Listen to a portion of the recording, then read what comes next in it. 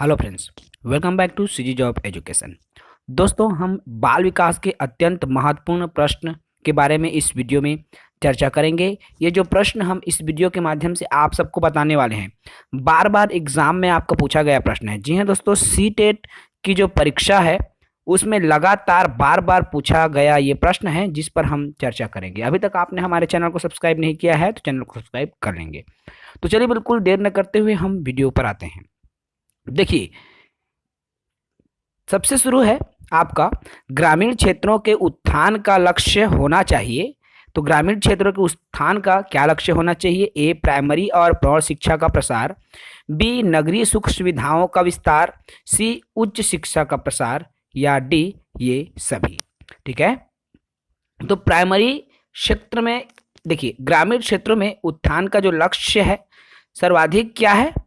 देखिए, सबसे ज़्यादा है जरूरी प्राइमरी शिक्षा और प्रौढ़ शिक्षा का प्रसार होना। ठीक है, इसीलिए प्रौढ़ शिक्षा कार्यक्रम की जो शुरुआत है दोस्तों आपका ग्रामीण परिवेश में रहने वाले के लिए की गई थी। ठीक है, तो ये मोस्ट इंपॉर्टेंट क्वेश्चन है जो कि लगातार कई बार आपके एग्जाम्स में आ चुका प्रश्न है। एक और प्रश्न है, देखिए, अपने छात्रों को समझने के लिए शिक्षक को किस बात का ज्ञान होना चाहिए, है ना।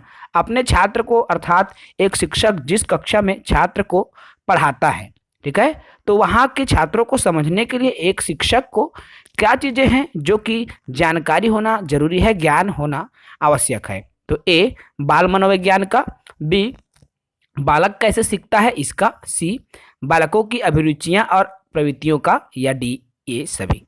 ठीक है, तो एक शिक्षक को बाल मनोविज्ञान का ज्ञान तो होना आवश्यक ही है, साथ ही साथ ये भी जरूरी है कि बालक सीखता कैसे, अर्थात ये तीनों जो चीजें हैं दोस्तों आपका एक शिक्षक के ज्ञान में शामिल है। अतः इनका जो उत्तर हो जाएगा डी, ये सभी आ जाएगा। क्लियर है? अगले प्रश्न की तरफ बढ़ें तो देखिए, अगला प्रश्न है हमारा, निम्नलिखित शिक्षण विधियों में कौन सी वास्तविक अनुभवों को प्रदान करने की दृष्टिकोण से उत्तम है ना। वास्तविक जो अनुभव है, ठीक है, वास्तविक अनुभव प्रदान करने के लिए सबसे उत्तम विधि की हम बात कर रहे हैं। ए, भ्रमण विधि, बी, प्रोजेक्ट मेथड, या सी, भाषण विधि, डी, पाठ्य पुस्तक विधि।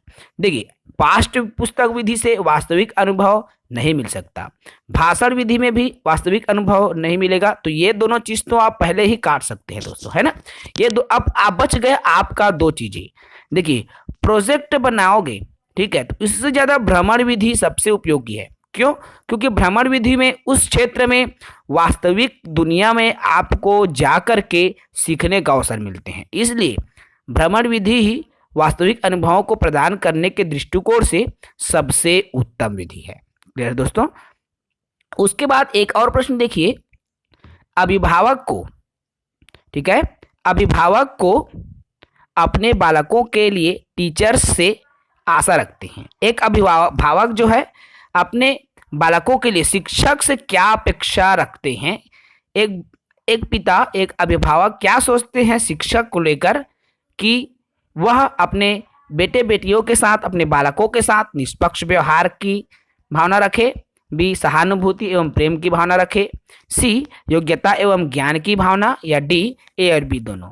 ठीक है, तो ये दोनों चीजें देखिए, निष्पक्ष व्यवहार करे एक बालक के साथ, सभी बालकों के साथ सहानुभूति और प्रेम से बात करें, तो ये दो चीजें इसमें शामिल है। तो इसलिए जो इसका उत्तर हो जाएगा दोस्तों डी, ए और बी दोनों। ठीक है, उसके बाद एक और प्रश्न देखिए, शिक्षकों को राष्ट्रीय भावना विकास हेतु क्या कदम उठाना चाहिए? ठीक है, एक शिक्षक है, उसको राष्ट्रीय भावना के विकास करना है, तो उसके लिए क्या कदम है उठाना जरूरी? ए, राष्ट्रीय भावना का अधिकाधिक प्रयोग करना, बी, विकास में ऐसे कार्यक्रम का आयोजन करना चाहिए जिससे छात्रों में राष्ट्रीय भावना जागे, या सी, राष्ट्रीयता के विरोधी तत्वों का दमन करना चाहिए, या डी है दोस्तों, पूरे राष्ट्र के लिए एक ही जैसे विषय वस्तु की उपस्थिति। ठीक है, तो ये जो प्रश्न है, ठीक है, राष्ट्रीय भावना के विकास के लिए शिक्षकों को तो क्या चीजें हैं जो कि जरूरी है? तो राष्ट्रीय भावना का अधिकाधिक प्रयोग, ये चीजें तो नहीं है। विद्यालय में ऐसे कार्यक्रम आयोजन कराया जाए जिससे कि छात्रों में राष्ट्रीय भावना का विकास हो, तो ये चीजें जरूरी है। ठीक है, बी इसका जो उत्तर है आ जाएगा दोस्तों। तो ये रहा आपका मोस्ट इंपॉर्टेंट। एक और प्रश्न पर हम चर्चा करें तो निम्नलिखित में से कौन से सामाजिकरण सोशलाइजेशन के गौर वाहक, देखिए गौर अर्थात होता है यहाँ पर द्वितीयक, ठीक है, शब्द पर भी आप गौर जरूर करें। यह गौर वाहक अर्थात द्वितीयक अर्थात सामाजिकरण की प्रथम पाठशाला, ठीक है, सामाजिकरण की प्रथम पाठशाला क्या है, परिवार होता है, ठीक है। अब द्वितीय पाठशाला, यहाँ गौड़ की बात कर रहे हैं, मतलब यहाँ द्वितीय पाठशाला की बात कर रहे थे। ए विद्यालय और पास पड़ोस, बी विद्यालय और निकटतम परिवार के सदस्य, सी परिवार और रिश्तेदार, या डी परिवार और पास पड़ोस। देखिए प्रथम परिवार तो प्रथम है, इसलिए द्वितीय की बात कर रहे हैं, तो ये दोनों चीजें तो आएंगे ही, ठीक है। उसके बाद विद्यालय और निकटतम परिवार के सदस्य, यहाँ भी परिवार शब्द आ गया, मतलब ये भी नहीं होगा, तो इसका उत्तर बच जाएगा हमारा ए परिवार और पास पड़ोस, ठीक है दोस्तों। उसके बाद में आता है एक प्रश्न, देखिए कौन सा सीखना स्थायी होता है, ए रटकर, बी सुनकर, सी समझकर, या डी देखकर। देखिए रटकर सीखना ये रटन प्रणाली पर आधारित है, ये कभी भी स्थायी नहीं होता। सुनकर सीखना कुछ दिनों बाद हम भूल जाते हैं, ठीक है, तो ये भी चीजें आपका नहीं आएगा। तो रटकर भी नहीं आएगा, सुनकर भी नहीं आएगा।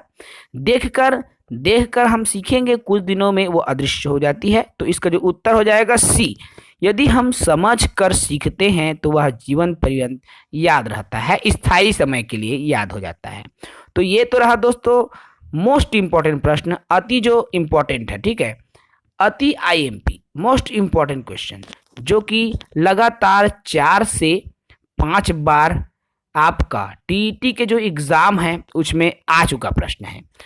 ये जो क्वेश्चंस हैं दोस्तों आपका सीटीईटी में पूछा गया प्रश्न है।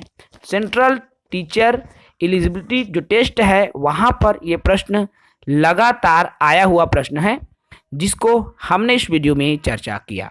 अगले वीडियो में फिर मिलेंगे बहुत ही जरूरी प्रश्नों के साथ, जो कि हर बार पूछा जाता है। जय हिंद।